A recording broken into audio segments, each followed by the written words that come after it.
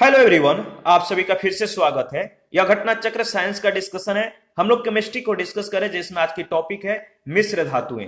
तो चलिए स्टार्ट करते हैं। सबसे पहले मिश्र धातु के बारे में डिस्कस करेंगे। देखिए, मिश्र धातु दो या अधिक धातुओं की रचना होती है। इनमें कार्बन जैसे कुछ अधात्विक तत्व भी हो सकते हैं। मिश्र धातुएं उन धातुओं के गुणों को भी प्रदर्शन करती हैं जिनसे मिलकर ये बनी होती है। अपने पिघले हुए अपघटकों को मिश्रित कर देने से मिश्र धातुएं बनती हैं। इस्पात एक ऐसी मिश्र धातु है जिसमें एक बहुत बड़ा अनुपात लोहे का होता है तथा अल्प परिमाण में कार्बन व अन्य तत्व होते हैं। पीतल और कांसा दोनों पुरानी जानी पहचानी धातुएं हैं। याद रखिएगा, पीतल जो होता है तांबे और जिंक की मिश्र धातु है।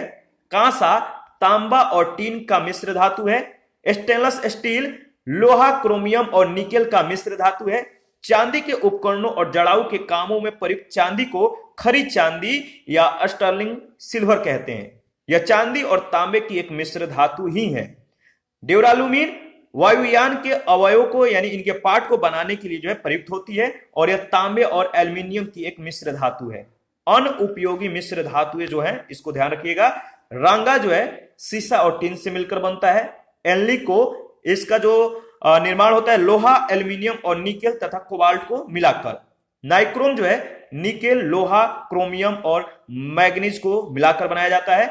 धातुएं अपुनर्व्य संसाधन है। स्वर्ण आभूषण प्राय 22 कैरेट के होते हैं और इसका अभिप्राय यह है कि इसमें 22 भाग शुद्ध सोना और 2 भाग तांबा और चांदी होते हैं। और एकदम शुद्ध सोना यानी प्योर गोल्ड जो होता है वो होता है 24 कैरेट का। ध्यान रखिएगा। और यहाँ पे महत्वपूर्ण चीजों को देख लेते हैं। जैसे यहाँ पे दिया गया है, मिश्र धातुएं अत्यंत उपयोगी होती है। कुछ प्रमुख मिश्र धातुएं, उनके अवयव तथा उपयोग इस प्रकार हैं। जैसे पीतल इनका जो अवयव है वो है जिंक और क्या है, तांबा, और इनका उपयोग है बर्तन और सजावटी सामान बनाने में। स्टील इनका जो अवयव है यानी स्टील लोहा और कार्बन से मिलकर बना होता है। परिवहन के साधनों, भवनों और कई अन्य वस्तुओं के निर्माण में इसका उपयोग किया जाता है। इसके बाद है स्टेनलेस स्टील। स्टेनलेस स्टील लोहा, निकेल और क्रोमियम को मिलाकर बनाया जाता है और इसका उपयोग खेल का सामान, बर्तन, दैनिक उपयोग के चीजों को बनाने में किया जाता है। टांका यानी सोल्डर, इसका जो अवयव है वह है आपका शीशा और टीन, यानी शीशा और टीन को मिलाकर सोल्डर को बनाया जाता है या टांका को बनाया जाता है और इसका जो उपयोग है जोड़ों में टांका लगाने में। कांसा इसका जो अवयव है तांबा और टीन है, यानी तांबा और टीन को मिलाकर कांसा का निर्माण किया जाता है। इसका उपयोग मूर्तियों, जहाज, सिक्कों के निर्माण में किया जाता है। ड्यूरालुमीन एल्यूमिनियम, तांबा, मैग्नीशियम, मैग्नीज को मिलाकर बनाया जाता है और इसका उपयोग वायुयान या रसोई के सामान के बनाने में भी उपयोग होता है। इसके बाद है जर्मन सिल्वर। इसका जो अवयव है क्या क्या है, तो तांबा है यानी कॉपर, निकेल, जिंक है और इसका उपयोग बर्तन व अन्य चीजों को बनाने में किया जाता है। इस पर आधारित पहला प्रश्न है, निम्नलिखित में से कौन सी मिश्र धातु नहीं है? कौन सी मिश्र धातु नहीं है? डी ऑप्शन आपका बिल्कुल सही होगा। तांबा मिश्र धातु नहीं है। तांबा तत्व मुक्त और संयुक्त दोनों अवस्थाओं में प्राप्त किया जाता है। यह संयुक्त अवस्था में अयस्कों के रूप में पाया जाता है और इसका प्रयोग विभिन्न प्रकार के मिश्र धातुओं के निर्माण में होता है, जबकि पीतल, ब्रॉन्ज तथा स्टील मिश्र धातुएं हैं। क्वेश्चन नंबर सेकंड है, जस्तेदार लोहे में जल्दी जंग नहीं लगता है, कारण है यसद में उपचयन क्षमता है। तो देखिए यह दोनों सही है और आर एक का सही स्पष्टीकरण है, तो ए ऑप्शन आपका बिल्कुल सही ऑप्शन है। ठीक है, जस्तेदार लोहे में जंग इसलिए नहीं लगता है क्योंकि जस्तेदार लोहे में ऑक्सीकरण की क्षमता पाई जाती है। क्वेश्चन नंबर थर्ड है, जस्तेदार लोहे के चादरें जो होती हैं वो जंग से बची रहती हैं क्योंकि उनमें निम्नलिखित की परत विद्यमान होती है। किसकी परत विद्यमान होती है? तो यसद की। जस्ता या जिंक, जस्ता अथवा यसद एक तत्व है जिनका उपयोग लोहे के प्रतिरक्षण में किया जाता है। जस्तीकृत लोहा पानी, साबुन के विलयन, पेट्रोल और खनिज तेलों के प्रभाव से या प्रभाव को सह सकता है। लोहे को जंग रोधी बनाने के लिए उस पर जस्ते की पॉलिश की जाती है, इसे गैल्वेनाइजेशन कहते हैं। याद रखिएगा। 4 नंबर क्वेश्चन है, गैल्वेनीकृत लोहे पर लेप होता है। किसका लेप होता है? तो आपको मालूम है जस्ते का। डी ऑप्शन आपका बिल्कुल सही है। आगे बढ़ते हैं नेक्स्ट क्वेश्चन। 5 नंबर है एल्यूमिनियम पृष्ठ प्राय एनोडीकृत होते हैं, इसका अर्थ है उस पर निक्षेपण होता है। किसका निक्षेपण होता है? तो सही जवाब है एल्यूमिनियम ऑक्साइड की परत का। बी ऑप्शन आपका बिल्कुल सत्य ऑप्शन है। देखिए याद रखिएगा, एनोडाइजिंग एक वैद्युत रासायनिक प्रक्रिया है जिसके द्वारा एक धातु का पृष्ठ टिकाऊ और जंगरोधी बनाया जाता है। इस प्रक्रिया में एल्यूमिनियम पर एल्यूमिनियम ऑक्साइड की परत का निक्षेपण होता है। क्वेश्चन नंबर 6 है किस धातु से बनाई मिश्र धातु को हवाई जहाज तथा रेल के डिब्बे में पुर्जों के काम में लिया जाता है? किस धातु से बनाई मिश्र धातु को हवाई जहाज तथा रेल के डिब्बे में पुर्जों के काम में लिया जाता है? इसका सही जवाब होगा एल्यूमिनियम, सी ऑप्शन। देखिए एल्यूमिनियम धातु जो होता है तांबे और लोहे की तुलना में हल्की होती है, इसीलिए इसका प्रयोग विशेषताएं हवाई जहाज और रेल डिब्बों के पुर्जे बनाने में किया जाता है। एल्यूमिनियम में जंग नहीं लगता है। 7 नंबर क्वेश्चन है पारद धातु मिश्रण है। पारद धातु मिश्रण है, पारद युक्त मिश्र धातु होती है, सी ऑप्शन। देखिए जब पारा किसी धातु से मिलकर मिश्र धातु बनाता है तो उसे अमलगम कहते हैं। चांदी के पारद मिश्रण को दांत के छेदों में भरा जाता है। 8 नंबर क्वेश्चन है निम्नलिखित धातुओं में कौन सी एक अमलगम नहीं बनाती है? निम्नलिखित धातुओं में कौन सी एक अमलगम नहीं बनाती है? इसका सही जवाब होगा लोहा, डी ऑप्शन। अमलगम पारा और अन्य तत्वों से मिलकर बनता है परंतु लोहा पारे के साथ नहीं मिलता, अतः लोहे का अमलगम नहीं होता। क्वेश्चन नंबर 9 है निम्नलिखित मिश्र धातुओं में से किसे जो है अमलगम कहते हैं? तो बताइए, कुछ ही सेकंड पहले इसके बारे में हम लोगों ने डिस्कस किया। इसका सही जवाब क्या होगा? तो इसका सही जवाब है क्या होगा? सी ऑप्शन, पारा और जस्ता। देखिए जब पारा किसी धातु से मिलकर मिश्र धातु बनाता है तो उसे अमलगम कहते हैं। तो याद रखिएगा पारा और क्या, इसमें जो ऑप्शन है सी ऑप्शन, पारा और जस्ता जो है अमलगम मतलब कि बनाता है, तो सही जवाब होगा सी ऑप्शन। टांका एक मिश्र धातु है। टांका किसका मिश्र धातु है? तो इसके पहले हम लोगों ने इसके बारे में डिस्कस किया था शुरू में ही। टांका जो है टीन और शीशे की एक मिश्र धातु है। टीन और शीशे को मिलाकर जो है टांका का निर्माण किया जाता है। टांका जो होता है या जिसे सोल्डर कहते हैं, टांका या सोल्डर मिश्र धातु में शीशा जो है 68% और टीन 32% होता है। कांसा मिश्रित धातु है। कांसा जो है मिश्रित धातु है किसका? तो कांसा का निर्माण तांबा और टीन के मिश्रण से होता है। कांसे में 88% तांबा और जो 12% होता है टीन उपस्थित होता है, इसको ध्यान रखिएगा। कांसा मिश्र धातु है तांबे और किसका? तो कांसा तांबे और टीन के मिश्रण से बनता है। जितने भी मिश्र धातु हैं कौन किससे बनता है, इसको ध्यान में रखिएगा, बहुत ज्यादा इंपॉर्टेंट है, यहां से क्वेश्चन पूछे ही जाते हैं। इसके बाद 13 नंबर क्वेश्चन है सूची 1 सूची 2 के साथ आपको मिलान करना है। इसका सही जवाब होगा डी ऑप्शन। ठीक है, D option is right option. और इसके बारे में देख लेते हैं ताकि आपको फिर से रिवीजन हो जाए। जैसे जर्मन सिल्वर है, जर्मन सिल्वर किसको कहते हैं? इसका सही जवाब होगा निकेल, यानी जर्मन सिल्वर का संबंध निकेल से है। और सोल्डर का संबंध किससे है? सोल्डर, इसका संबंध टीन से है। ब्लीचिंग पाउडर का संबंध किससे है? तो क्लोरीन से। हाइपो का संबंध सोडियम से है। आगे बढ़ते हैं नेक्स्ट। अच्छा, इसके बारे में यहां पे जो डिटेल्स दिए गए इसके बारे में देख लेते हैं। जर्मन सिल्वर या निकल सिल्वर तांबा जो होता है इसमें 50% और जस्ता 35% और निकेल 15% की मिश्र धातु है। तो जर्मन सिल्वर में सबसे ज्यादा तांबा, उसके बाद जस्ता और निकेल का मिश्रण होता है। इसमें चांदी नहीं होती, ध्यान रखिएगा। सोल्डर सोल्डर जो होता है एक गलनशील धातु अयस्क होता है। टीन तथा शीशे को मिलाकर जो है सोल्डर को बनाया जाता है या टाका जिसे हम कहते हैं। ब्लीचिंग पाउडर का रासायनिक नाम कैल्शियम हाइपोक्लोराइट है। और सोडियम थायोसल्फेट है या हाइपोसफेद क्रिस्टलीय गंधहीन ठोस होता है, इसको ध्यान रखिएगा। जर्मन सिल्वर में चांदी का परसेंटेज कितना होता है? तो ऊपर में ही कुछ ही सेकंड पहले हम लोगों ने डिस्कस किया है कि जर्मन सिल्वर में चांदी बिल्कुल भी नहीं होता, यानी 0% आपका सही जवाब होगा। 15 नंबर क्वेश्चन है निम्नलिखित में से कौन सा तत्व जर्मन सिल्वर में उपस्थित नहीं होता है? कौन सा तत्व जर्मन सिल्वर में उपस्थित नहीं होता है? इसका सही जवाब होगा एल्यूमिनियम, बी ऑप्शन। और 16 नंबर क्वेश्चन है, निम्नलिखित में से कौन सा जोड़ा तांबे की मिश्र धातुओं का है? तो बताइए कौन सा जोड़ा जो है तांबे के मिश्र धातुओं का है? तो पीतल और कांसा जो है तांबे के मिश्र धातुओं का है। तांबा तत्व जो है मुक्त और संयुक्त दोनों अवस्थाओं में प्राप्त किया जाता है। यह संयुक्त अवस्था में अयस्कों के रूप में पाया जाता है। इसका प्रयोग विभिन्न प्रकार के मिश्र धातुओं के निर्माण में होता है। पीतल यानी ब्रास तथा ब्रॉन्ज इसकी मिश्र धातुएं हैं। 17 नंबर क्वेश्चन है, निम्न मिश्र धातुओं में से किसमें तांबे की मात्रा अधिकतम है? निम्न मिश्र धातुओं में से किसमें तांबे की मात्रा अधिकतम है? इसका सही जवाब होगा कांसा में, बी ऑप्शन। देखिए पीतल में 68 से 71% तक तांबा तथा शेष जस्ता उपस्थित होता है।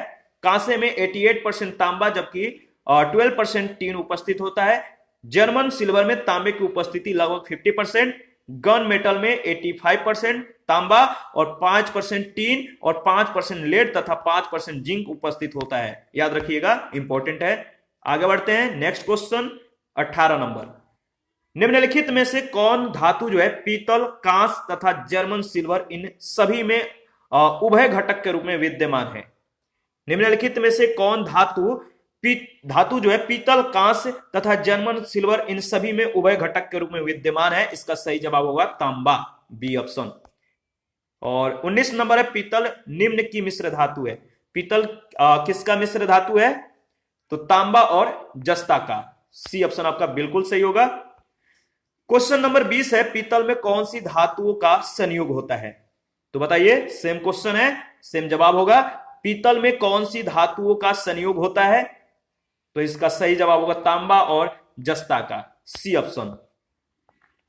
21 है, निम्नलिखित कथनों का परीक्षण करें। निम्नलिखित कथनों का परीक्षण करें। पहला, पीतल तांबा तथा जस्ते की मिश्र धातु है। दूसरा है, मैग्नेटाइट एल्यूमिनियम का सबसे अधिक महत्वपूर्ण अयस्क है। तीसरा है, पारदित सम्मिश्रण वे पदार्थ होते हैं जिनमें पारा अनिवार्यतः सम्मिलित होता है। चौथा है, फोटोग्राफी में पोटेशियम नाइट्रेट प्रयुक्त होने वाला एक अनिवार्य रसायन है। बताइए कि इन चारों कथनों में से कौन कौन से कथन सत्य हैं? तो देखिए आपका पहला और तीसरा कथन सत्य है। दूसरा चौथा गलत है, क्योंकि मैग्नेटाइट यानी Fe3O4 आयरन का अयस्क है। मैग्नेटाइट किसका अयस्क है? आयरन का। तथा फोटोग्राफी में सिल्वर ब्रोमाइड अनिवार्य रूप से प्रयुक्त होता है। इसका सूत्र होता है AgBr, ध्यान रखिएगा। आगे बढ़ते हैं, नेक्स्ट है 22, निम्नलिखित के उपस्थिति के कारण पीतल का रंग हवा में फीका पड़ जाता है, क्यों? निम्नलिखित के उपस्थिति के कारण पीतल का रंग हवा में फीका पड़ जाता है, किसके उपस्थिति के कारण? तो देखिए पीतल का रंग हवा में फीका पड़ जाता है इसलिए क्योंकि यह जो है हाइड्रोजन सल्फाइड से जो है अभिक्रिया करता है, यानी बी ऑप्शन आपका बिल्कुल सही है। हवा में हाइड्रोजन सल्फाइड के उपस्थिति के कारण पीतल का जो रंग होता है फीका पड़ जाता है, उदास हो जाता है, उसमें शाइनिंग कम हो जाती है। और 23 है, ताम्र संदूषण से बचने के लिए पीतल के बर्तनों पर सामान्यतः किस धातु की परत चढ़ाई जाती है?